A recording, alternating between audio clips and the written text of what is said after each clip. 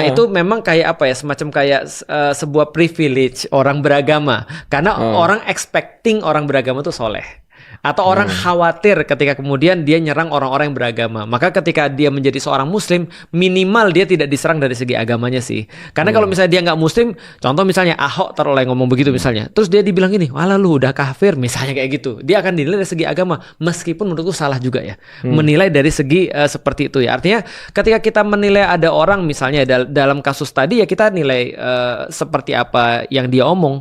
Sedangkan kepemimpinan itu soal yang beda. Nanti kita bisa bahas satu persatu lah. Tapi yang jelas sih menurutku agama itu memang betul di Indonesia jadi privilege juga menjadi orang beragama Islam. Tapi tidak semuanya itu. Karena sekarang tuh apa yang mereka sampaikan, apa yang mereka katakan tuh terlalu dalam tanda kutip ya, terlalu jelas bodohnya menurutku ya.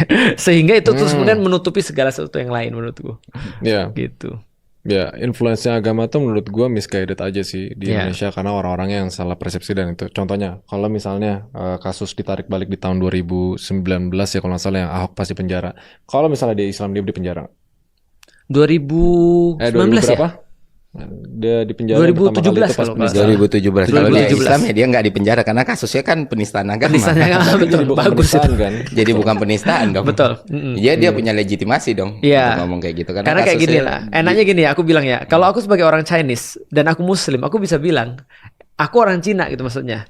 Cina tuh memang kayak gitu. Misalnya aku bisa bilang karena aku orang Chinese, aku punya hak untuk itu. Nah maka ketika ada orang yang bukan Chinese terus kemudian ngomong Chinese itu rasanya lebih tendensius. Iya. Ya.